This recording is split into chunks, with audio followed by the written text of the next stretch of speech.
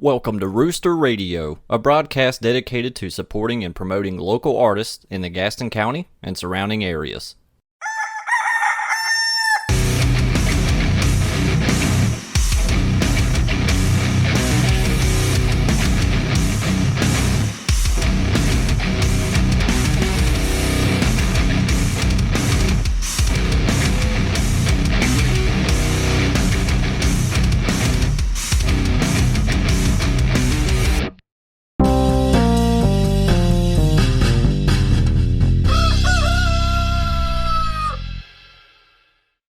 All right, so let's kick it off. We are with 3/5 of y'all. Say hey to the fans or to the everybody. viewers. Hey. Introduce yourself and what it is you do in the band. I'm Jason, and I only play guitar. Whoa!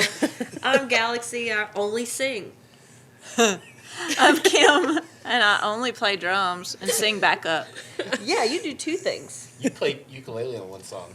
Oh, yeah. It's true. I do. I play ukulele on one song. Yeah. It's funny because every single person on that couch plays multiple instruments. Everyone has other projects going on, and let's start there. Let's start with how y'all came to be, because all of you have all kinds of stuff out there with different projects. Whose brainchild is this, and how'd you get it going? So New Year's of not this New Year's, but the New Year's before. So going into 23. Going into 23. We've always wanted to start Going a punk into band. 22. Going into 22. Yeah, going into... Yeah. Yeah, wait. Mm-hmm. What are you talking about? We just wrapped up 23, so It was going into 23. going in. Yeah. Oh, okay. Right? We gotta get this part right. New Year's Eve, 22. Yes. Okay. Right. Yes. So... Math. Yes. We had done a little punk project years before and played like one real show and like an open mic, and we just weren't really ready for it.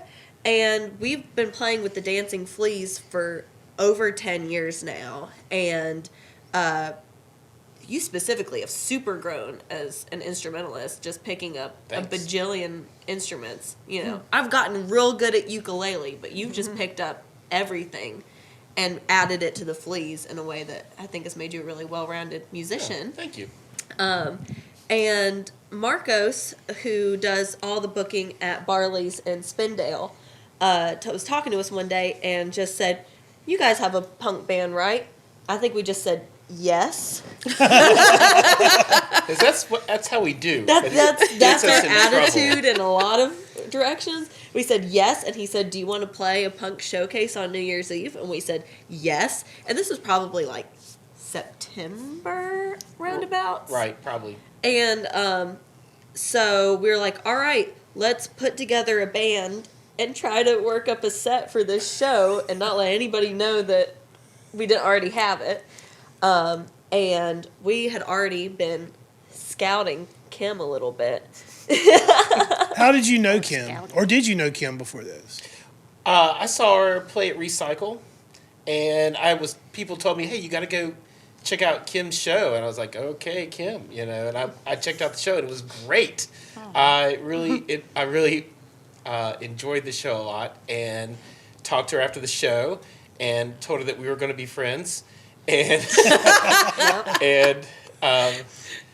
because that stuff worked in kindergarten. Why don't adults do that? Right. I was just like, we're going to be friends. And she said, okay. Like, that's how it works. And we went, and then we played, like, dodgeball. It was fun. Oh my God, that's so much. Let's be friends. Let me murder you with a rubber ball. Oh my gosh. But, Hold on. Yeah. Kim's quite accomplished as a musician. So how did you reel her into this project? I have a feeling I know the answer to this, but I'm going to let you tell it. Well, Galaxy did most of the reeling. I would just say I had a small part in this because Galaxy was talking to her about, like, doing this band with us, and I said, Kim, let's stop talking. Let's start making plans. And she said, did you just quote my own song at me? and I had her at that point.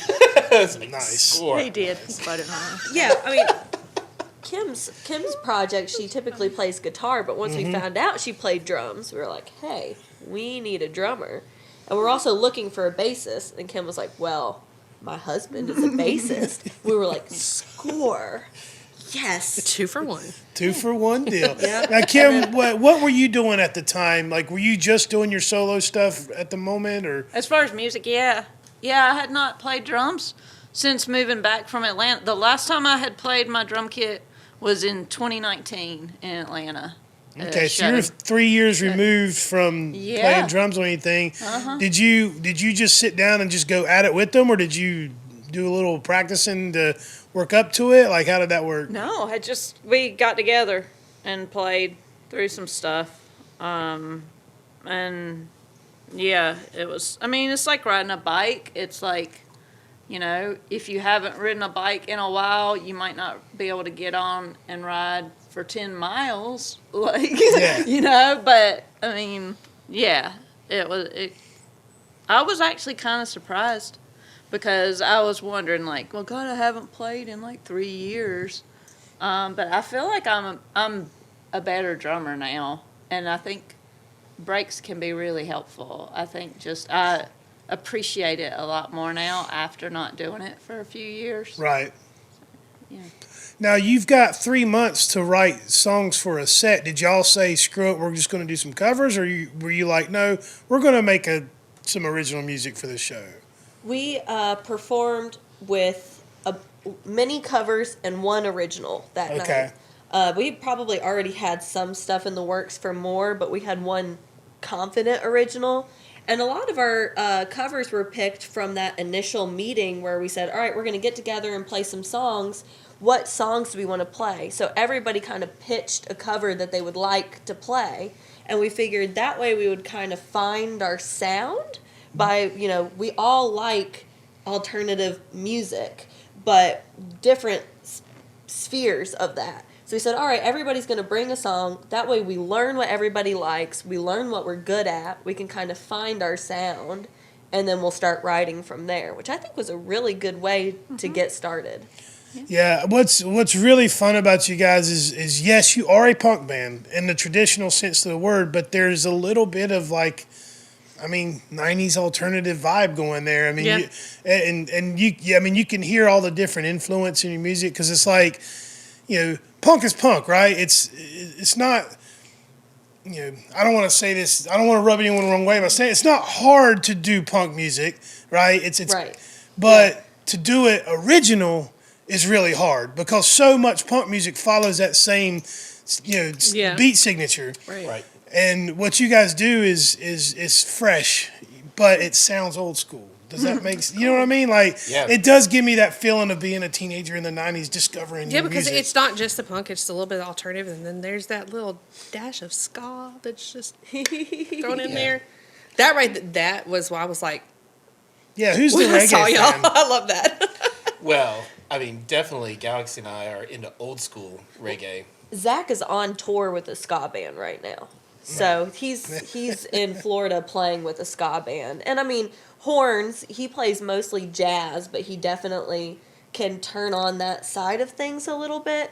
But what I love is that every time someone hears us, they find a little bit of something different in what we play. Whether we get everything from, some people say that we are strictly 79 to 89.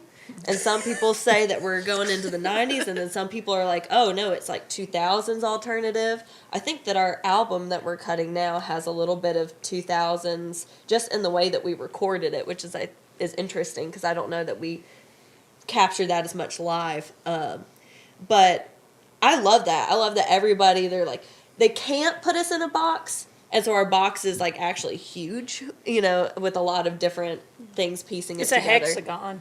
Yeah, It's not a box, it's a hexagon. and we're not trying to be one thing. Yeah, Yeah, no, it's like I said, Polyhedral. it's fresh. It's the When you see reason the album. Right? the reason I reference the 90s is because I equate 90s with like this explosion of creativity Yeah. that just didn't exist before. Yeah. So many Yeah, and I mean, you can make the argument that it was all derivative because, like, it's taking this style, and bam, now we've got something new. But I do kind of feel like that, at least in my lifetime, that was like the biggest explosion of creativity. So it's, to me, that when you see that now, it's fresh again. You know what I mean? Yeah. To see something different, and let's make no mistake, your live shows are amazing. The energy you guys have on stage, Kim back there banging away, singing. And she's got this move when she goes to hit the mic. It's kind of fun to watch.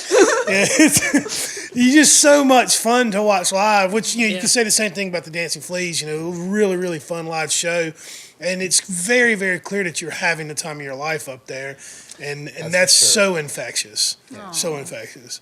Thank you. Yeah. Yeah, thank Speaking you. of, you can catch them right here at the Rooster on February 8th with the Ruftons Yes. and our Caught boys- Off Guard.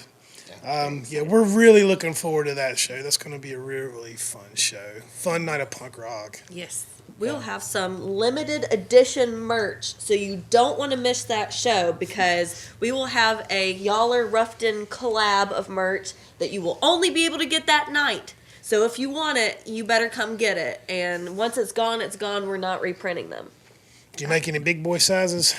Yes, Yes. sir. Okay, good. I mean, because we've been waiting on that merch since the last time y'all played here. Yeah, we got you.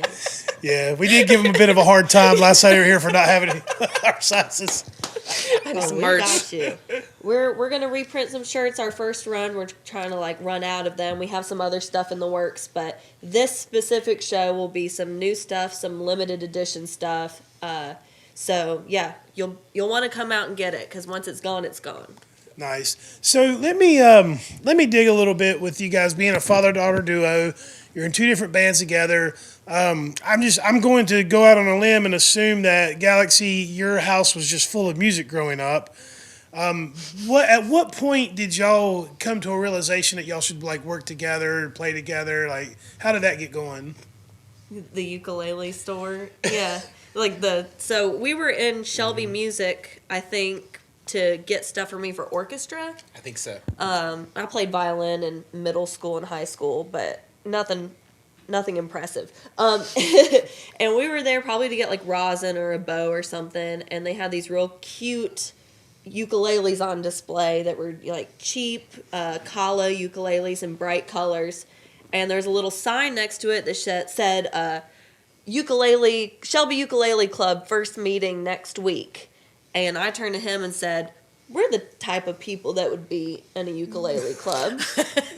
When your 15-year-old daughter looks at you and says, "Dad, we're the kind of people who would be in a ukulele club," there's only one response to that. And you go, yes. So I bought 2 ukuleles, and we went to the club. And at the time, were you just a guitar player? What were you doing at the time? I owned a guitar. I could make some basic open chords. That was it. I played flute in middle school, junior high.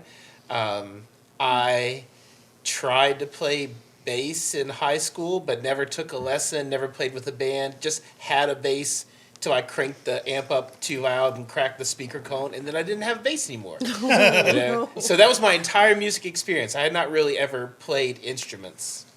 Growing up, we listened to a lot of different music, and we always had music knowledge in my house. We had a running point system for if you knew really niche facts about certain bands. He would play a song and be like, "What's this band and what's this album for 1,000 cool points?" But it's interesting because that pre-15 part of my life, you were a music lover, but I would not have categorized either of us as musicians. Right. And then from 15 on, that's our whole thing. Right. Which is it's been a rapid change, and it all So- started with buying ukuleles that day. And you guys have learned or become musicians together. That's super tight. It really is. That's It really is. That's so touching. I can't get my daughter to give a shit about anything I'm into. So. I mean, that age, that 13, yeah, but mine, we got them a violin because they wanted to play violin. I was like, okay. And then it was just kind of, that hyperfixation was over for the moment. And then it was like a few months ago, hey, I still want to take violin lessons. I'm like, all right. Yeah, I mean, the fact that you guys dove right in. So you go to the ukulele club. Like, is there an expectation? Like, what are you thinking going into this? We think we're going to have so much fun. Yeah. So you're just Because- looking to have a good time. We have ukuleles, and ukuleles are fun. Yeah. Yeah. We just thought it would be fun. We'd learned how to tune them, and we knew how to make a C chord.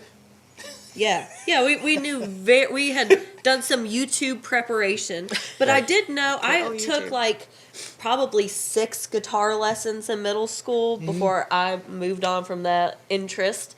And we knew that the guy that was running the club was my guitar teacher. Okay. So I Okay. knew that he would be nurturing in that and that he'd be open to beginners.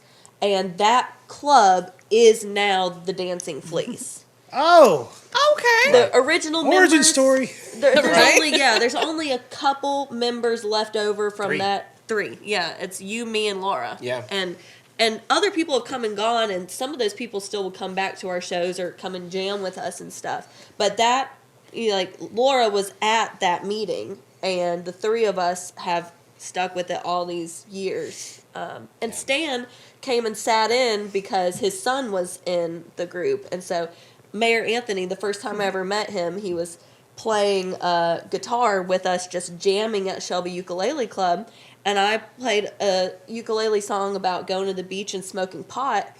And I was 15. I didn't know anything. It's a good song. And we get in the car, and Dad just busts out laughing. He goes, "You just played a song about smoking pot with the mayor." I was like, "That was the mayor! Oh my god!" But yeah, here we are, like from Shelby Ukulele Club. Like over 11, 12 years since that first initial meeting. But No. as you know, there's like nothing like being on stage or performing to really push you to hone your craft. So, like playing with the club was fine, but when we did our first live performance, and then I just felt like I felt all the things that clicked and all the things that didn't. Like the things I knew what I needed to work on, the places I felt uncomfortable, and some of us were like, "Oh, this is what we want to do. This is awesome. Let's do more of this." And that's sort of how the club split off with the Dancing Fleas, those of us who wanted to just keep performing more. And then we've just been sort of aggressively performing, and we've played we played lots of incredible places. And we even, Galaxy and I even went to England as we were invited to become a part of a super group. And we played the Tate Gallery in England. Wow. Wow. In 2019. It was an amazing experience, and learning that and having that much fun on stage, I just started wanting to play instruments because just learning that instrument was so much fun. And now that I had a little feel for it, I started picking up other things, but really looking for a chance to play guitar and kind of play loud stuff and the music that I loved coming up. And I lived in Chapel Hill from 90 to 94, which, talk about, if the 90s were a time of musical creativity, if you could just put a pin in the map in the 3 or 4 places in the world where that was happening the most, one of those places would have been Chapel Hill, 90 to 94. Yeah. And I was a radio DJ then, and at a very challenging radio station where not only could I not play the same band in a 3-hour, 4-hour block, of course, I couldn't play the same genre in a 2-hour block. I couldn't play the same band 2 weeks in a row. I mean, I was being constantly pushed to discover new music and explore and expand, and it was such the right push for someone who loves to learn things. And I found the same kind of thing in music as well. And playing with Yara has been awesome in terms of as a learning experience. Yeah. Now, Kim, what about you? How'd you get your start in the music? You can sing, you can play guitar. What else do you do? What else can you play? I mean, that's really it. Drums was my first instrument. I picked that up when I was 12, like playing in the band at school. Right? Okay, so I got you were in school band. Yeah. Were you a percussionist then? I was, yeah. Okay. And then I got my first kit when I was 16.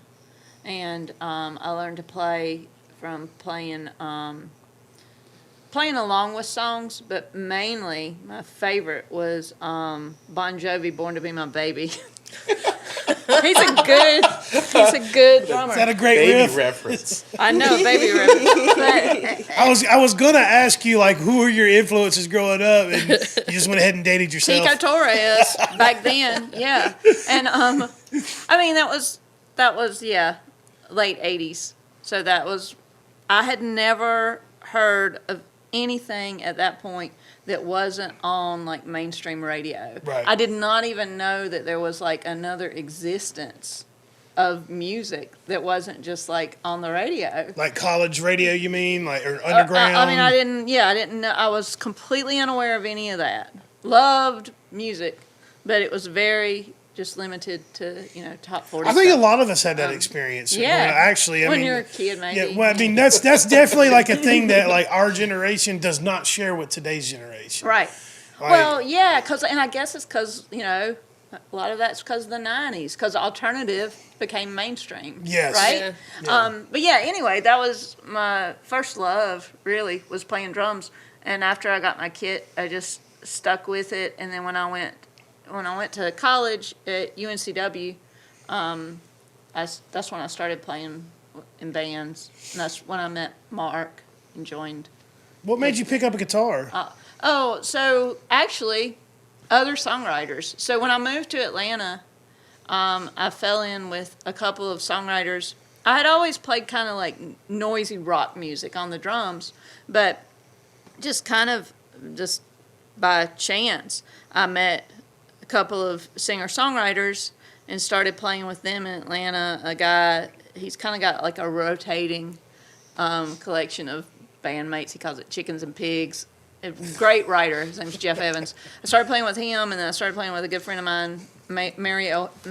Harrison. And they were both just really great, like, lyricists, and it was really the first time that I had played with people who, like, put stories to songs. And I was an English major, and I was really into just, like, storytelling. Mm-hmm. And I think they really just inspired me to try to do that myself. I was going through a divorce, basically, when I moved to Atlanta and was dealing with that. And I think I just had a lot of stuff to get out somehow. Yeah, no, that makes sense. And picked up a guitar at a flea market and just started writing and just really fell in love with it. So, yeah. Awesome. Yeah, it's one of the things, a flaw of mine, I have to admit, I'm so, like, envious of the ability that so many of you guys have to write song, like, lyrically, right? I've through the years I've tried to kind of express myself that way, and then when you go back and read it, I'm like, this fucking sucks. Yeah, and I guess you could probably get past that if you just keep writing, and I assume that's probably what it is for you guys that makes your music better, is throwing that shit in the trash and starting over and keeping on at it. A lot of creativity. Like Galaxy came into open mic a few weeks ago and sang her song, her love for ukulele, and it was so like fun and full of love that I was like fighting tears, just like, this is so cool. I can't take credit. That's Amanda Palmer's ukulele Okay. anthem. I did play an original, but that one is not an original. It's just really fucking good. Well, it's the point that I'm making is like the ability to just the power of words. Absolutely. Yeah. You almost cried.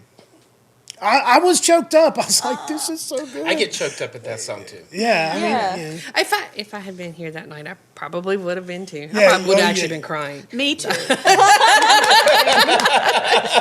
If he teared up, I probably would have been crying. it's funny as a grown man, the places you find yourself getting emotional. Like, I'll be, I'll get upset with my daughter for not keeping her room clean, and then she cries. And I'm like, no, fuck that. Like, I'm mad at you.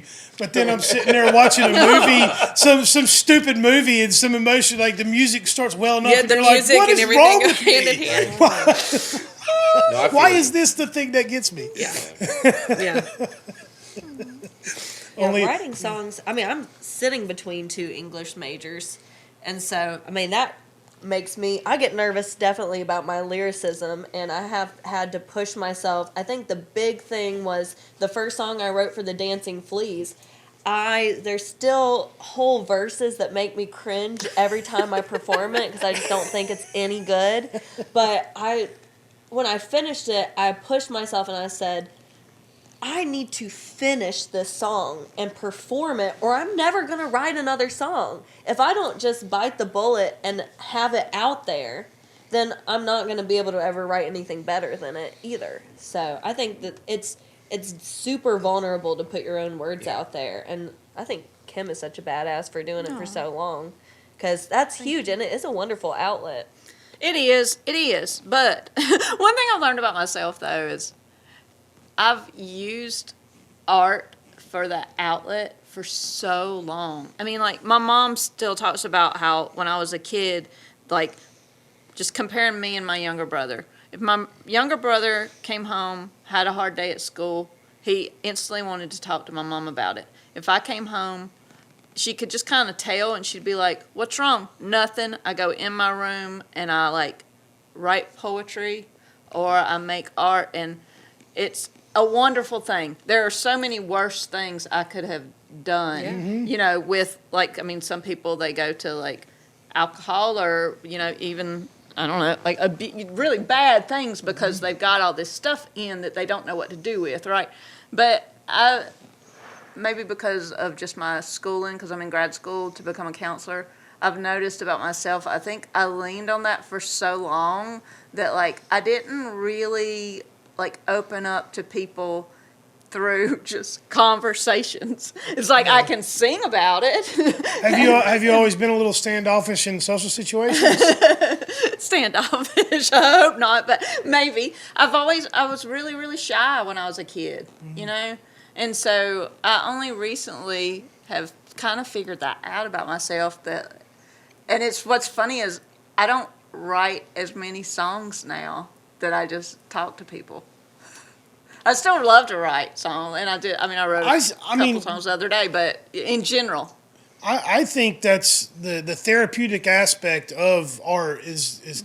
I mean, I'm 100% for it. Like you said, there's so many worse things you could get addicted to, or let be a big part of your life. And I hear what you're saying, like, and it does sound like college brain talking when you talk about how getting your master's for counseling, like you're learning these skills, and now you're looking in the mirror at it. But I just want to make sure that we don't discount just the power and how great it is to have art as an outlet for a lot of people. No, not discounting it at all. It's just interesting for myself to look back and I don't know. I guess I just question it. It's like, wow, how did I get so comfortable revealing this stuff on stage to people that don't know me? But if I were just to talk about it to somebody, that I was so uncomfortable with that. Well, I mean, it's a way to do it without, really feel like you're being judged. Is what it is. Yeah, they're like, oh, it's a song, not a conversation, which people can just easily openly judge you on for. Yeah, that's a much better way to say. I was going to say without consequence, but that's actually more accurate. Like, that outlet, it's empowering to be able to do that because you can just walk away when you're done. You don't have to explain yourself to anybody after performing. Like, oh, that's a sad song, but they don't necessarily think that's a sad person. Right. Yeah. No, that makes sense. And again, not discounting it at all. It's just something kind of interesting that I've only come to realize about myself here recently. But it's a wonderful gift to also, I love the idea of helping other people find that, like, means of expressing themselves through song or anything creative. Like, that's something I'm studying. I couldn't agree more. That's what we're all about here is bringing people together.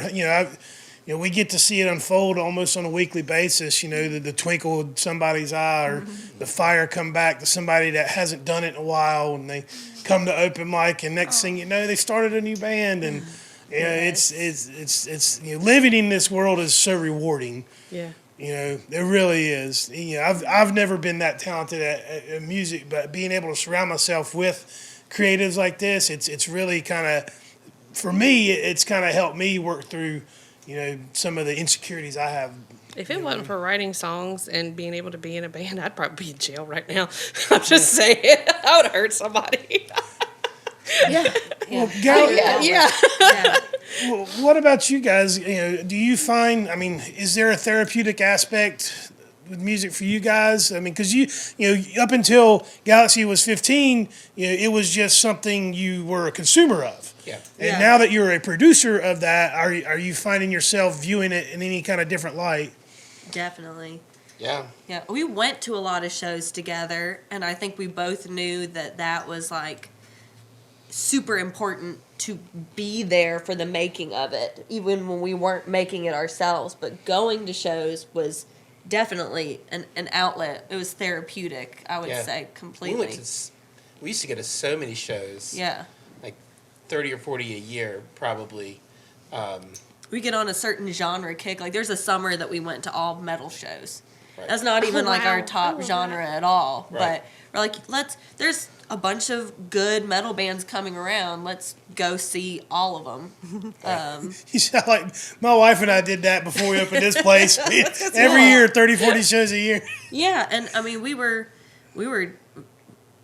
voraciously consuming it. Yeah. And some of those first shows touched me so deeply that I was like, I go to a lot of shows because I actually said at one point, I was like, it's my weekly subscription. Me and Zach like to go to this Monday night jazz jam that's all local jazz musicians that get on stage and improvise together. And we would do Monday night jazz, and Tuesday night that was an all improv funk night. And that was like, it was at a time when I wasn't in therapy and I needed my Monday and Tuesday. And the people there, I don't play a brass instrument, I don't play piano, so I was not an asset in the performance sense. And I wouldn't dare actually get up and try to sing because there were jazz vocalists singing, and I didn't want to embarrass myself. But those people were so excited that someone was there just to consume, because they were all multi-instrumentalists in the building, that they're like, oh, you're here just to watch us? And I was like, yeah. And they felt so good about it. And then I felt so good about it. And we still try to make Monday nights at Petra's, but it's super therapeutic. And I did theater before I did music.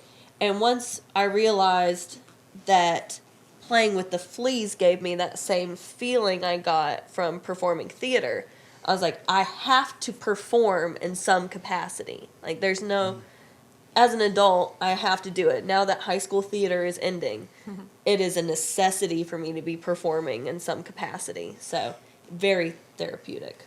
Yeah, in a similar way, I've been involved in education for my whole professional life, and stepped out of the traditional classroom in 2012 to start coaching teachers. And right around that time is when we started the Fleas, and I just realized I missed the performance aspect of the classroom. I mean, because every day, I was on stage. Yeah. I didn't have a teacher-centered class, but I did have that performative aspect to my instruction. And I have a feeling Mr. Lineburger would have been like the favorite. That would have been a great class. Yes. That was the one you pay attention to, that you're passing. Yeah, that would have been that one. That's all the time. You're Mr. Lineburger's daughter. He was my favorite teacher, and he taught me this, this, and this, and this. And yes, he was everybody's favorite teacher. I needed that, that, You needed and to perform. I got that from the Fleas, and I get that from Yaller, and it is. Yaller is therapeutic in a way because we crank it up, and that's like we don't crank it past the point of comprehension, but we are also it's nice to not play a sweet little instrument, like a ukulele is just rainbows, and it's kind of fun to to play something. You guys still managed to rock out a little bit though. Absolutely, with the yes. And we're the one that drove. We would not be rocking out if we weren't in the band. Right. We Understood. definitely drive that. We have to hold ourselves back from making it too much that. I was going to ask this earlier, and I guess I'll go ahead and ask it now. When you're writing, when you're cooking something up, do you ever sit down and specifically write for this project or that project, or do you write and it's like this belongs here? Like, how does that work for all of you? Go really? ahead and you go first on that one. We write all our songs pretty much together. Yeah, Okay. it's a Okay. totally different process. Yeah, completely different than the way we write for the Fleas. With the Fleas, you bring a finished song to the group, you assign who does what, and then you play it all together. Okay. And with Yaller, it might start with someone came up with a riff, someone came up with a first verse, and that might happen outside of practice, but the actual formation of the song pretty much exclusively happens in practice. Right. So you Very just cool. build. You start with that building block and you build it together. Yep. Yeah. And it's interesting, like us finding our sound, because as we become more comfortable playing with each other, we'll just like improvise for 10 minutes sometimes during practice. And the way that sounds, like where we naturally lean into is becoming more of our sound as a band. So songs like, I think everybody's favorite song right now is 502, Yeah. probably. And that has a loud, almost hardcore beginning, and then it's got like a big, fat, improvised section in it. It's entirely different every single time we play it. It's like 6 minutes of improvised music, and it ebbs and flows, and crazy things happen. And I love playing that part because I love exploring new things I can do with the guitar, and it's soloing, but it's not the kind of soloing I do with the Fleas, where I'm often playing fast runs and stuff. With Yaller, I'm trying to sort of make these big walls of sound sometimes, and that song even has, when we perform it live, Galaxy before the song or before we play goes around to the audience and gets the audience to collectively write a poem. So she'll hand her phone to people and they add lines of poetry to her poem. And of course it's god awful, which is the point. Yeah. Yeah. But everybody has a stake in it. And then when we perform that song in the improvised break, she reads the poem. So and then everybody's listening for their line. Right. And How innovative! All right. Yeah, I love that. what a Love great it. way to drum up audience participation. That's awesome. And you can be a part of their performance on Thursday, February the 8th, That's right here right. at the Rooster. Come help me write a bad poem. yeah. Have you ever had one that have you ever had a performance where you've done that and like it actually was good? No. Like, you're like, No. No, she handed it to me one time and I wrote some banger lines. There's some good lines. There's some good and then lines, but there's not some good- collectively. No. No, the next person, it was someone just awful. inevitably derails it. Yes. Wrongly. Somebody was Yeah. like, "No, that's too good." Yeah. Cheese on a stick. Right. Yes, Yeah. that's something that would happen. Yeah. Or like, Absolutely. here's a line about poop. Yeah. Right. Yes. Right. but we Yeah. are in the South. Yeah. First time it went a real hard Shrek direction. Oh, okay. Like a whole stanza about Shrek. And then the most recent time, it was real dirty. It got real raunchy. It And was that real was profound for a little bit, and then got just dumb and raunchy. and then someone pulled it back around and somehow made the raunchy bit match the top bit. It came back around, but right there in the middle, it got a little questionable. For There's sure. one in every crowd. Yeah. Yeah. Yeah, I just love the The process. one in every crowd. Yeah. this one. No. I never. No. We've done enough comedy shows for me to know like dirty's That's not the up way with to you. go with that.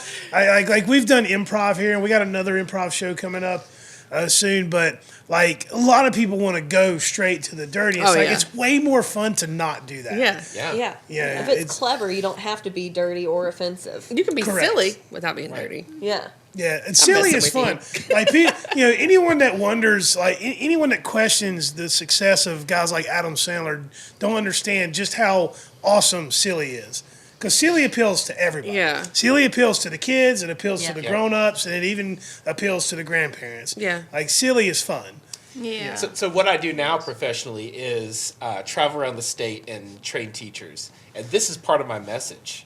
Really. That absolutely is that because what teachers want right now is they want to know how to engage their students because they're seeing a lot of their students turn off or they're harder to pull into a lesson, and part of what I do is I model for them, letting your silly side out a little bit, and that it's okay to show that you're having a good time, and you should be having a good time teaching because it's fun.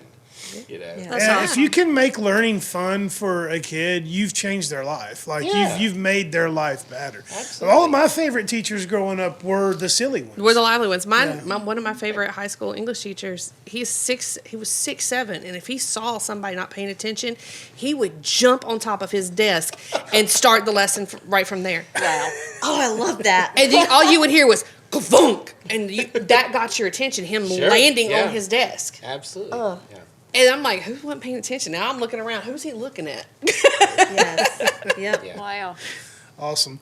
Well, guys, let's wrap it up. Give our viewers, tell them where to find you. Where, if you want to plug any of your other projects, feel free to do that as well. And Let's plug projects and then talk about the Yaller. You plug your stuff, Kim. Okay. Yeah, I do solo singer-songwriter stuff.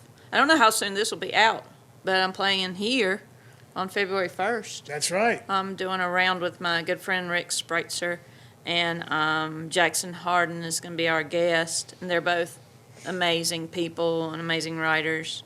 And that'll be kind of like a storytelling session Uh-huh. in a way, Yeah. of sorts. For sure. And it's a free show. February Yeah, 1st. free show, and like songs and stories. But I play around a good bit around. I try to keep it pretty close in. I have a lot going on, but I play around a good, a couple times a month usually, just around here. But you can find, Kim Ware. I'm on Instagram and Facebook, and Kim Ware and the Good Graces is the kind of long time name of my musical project, my singer-songwriter stuff. So yeah, you can find me all over the socials and stuff. I'll plug for Zach because he's not here. Jazzy Zach, if you're looking for a session saxophone player, he is a freelance musician. He's on tour with Of Good Nature right now. He also plays with Ministry, spelled Men as Tree, out of Charlotte. They're kicking back up. They're playing a lot in Charlotte. They're trying to do every 2 months.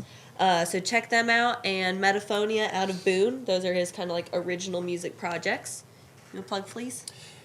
So, Galaxy and I are the Dancing Fleas, America's premier ukulele band, and we have a show coming up here at the Rooster in April 6th, and we're probably going to play about 2 shows a month for the duration of 2024, looking to play more festivals and things like that this year.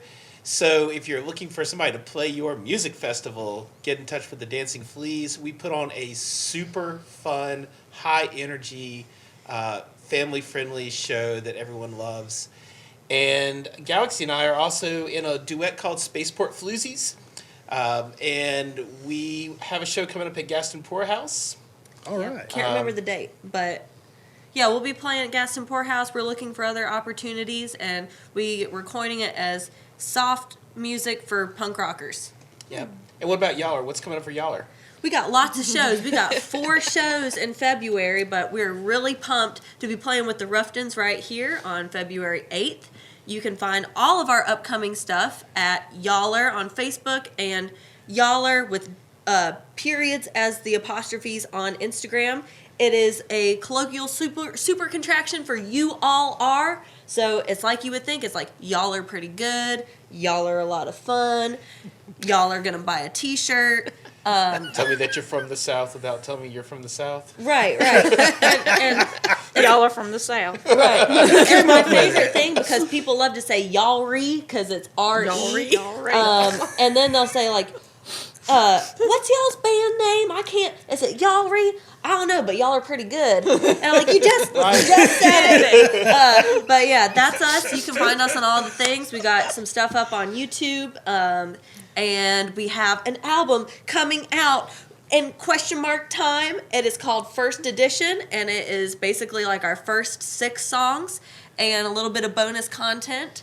And you'll be able to find that out sooner rather than later, and there might even be a little bit of hidden music tracks available on the 8th. So if you want a little bit of a sneak peek, you're going to want to come on the 8th and get a little bit of a taste of our album before it comes Hidden out. track. This is the 90s. Yes. Wait, Yes. is y'all Ree's y'all's Cajun Zydeco co-sister? Because that's what it sounds like. Don't give us any other ideas. We don't need another band. I would like to learn to play Every single time accordion, she said though. it, I was like, that sounds so Cajun. I love that though, because you'd spell it the same way, so it'd be all confused. Yeah, right. Y'all are playing tonight? No, y'all No, are y'all playing Ree's next week. playing. Y'all Ree is playing. It's like, wait, what? Y'all that Reed old, won't share. It reminds me of that old bit on like the what was that? Animaniacs had that bit where they were at Woodstock and were like, "Who's playing? Who? Oh, yeah. Who?" Like, Yes. God, I love Animaniacs. Exactly. That, but the South. The Southern version of that. Well, guys, goodness. thank you so much for coming in. We're back, baby. We took a break for the holidays, but we're back, and I couldn't be happier to have y'all as our first guest of the year on the show. Me too. Thanks so much for doing this. We can't wait for the show on the 8th, and We're we hope pumped. you'll be here. Thanks again. Peace and love. See ya.